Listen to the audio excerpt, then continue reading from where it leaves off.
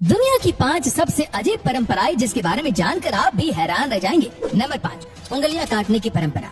Indonesia की Papua गिनी द्वीप में दानी जनजाति रहती है। दरअसल इस जनजाति की महिलाओं को किसी रिश्तेदार की मौत पर अपने उंगलियों के सिरे को काटना पड़ता है। इस कबीले की परंपरा के अनुसार घर के मुखिया की मौत की सजा महिलाओं को जिंदगी भर भुगतनी पड़ती है। इस दर्दनाक और अमानवीय प्रथा के पीछे इनका मानना है कि ऐसा करने से मरने वाले की आत्मा को शांति मिलती है। उंगली काटने से पहले उन्हें रस्सी से बांध दिया जाता है ताकि खून का प्रवाह रुक जाए। उसके बाद कुल्हाड़ी से उनकी उंगलियों को काटा जाता है। इस कबीले में ऐसी कई महिलाएं हैं जिनकी कई उंगलियां काट दी गई है। कई बुजुर्ग महिलाएं तो अपने हाथों की सारी उंगलियां गवा चुकी है। नंबर 4, भालों की बलि।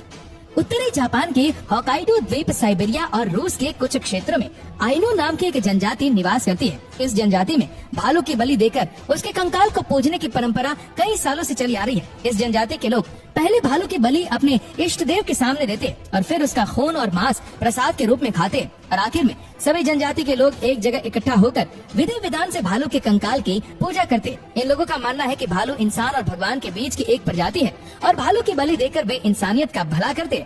नंबर 3, जापान में अंगारों पर चलने की परंपरा।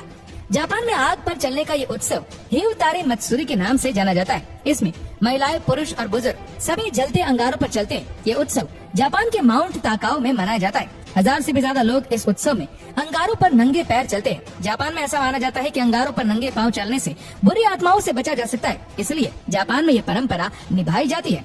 नंबर 2, अंतिम संस्कार में बुलाई जाती है डांसर।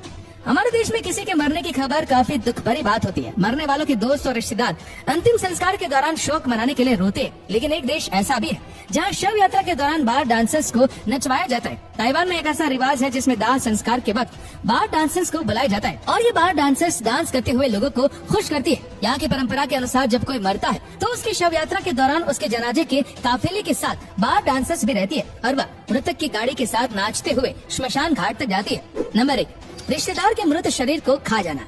दक्षिण अमेरिका में एक ऐसी जनजाति भी रहती है जो किसी भी व्यक्ति के मर जाने के बाद उसके राख का सूप बनाकर पीते हैं। जिस जनजाति की हम बात कर रहे हैं उसका नाम है यानोमामी।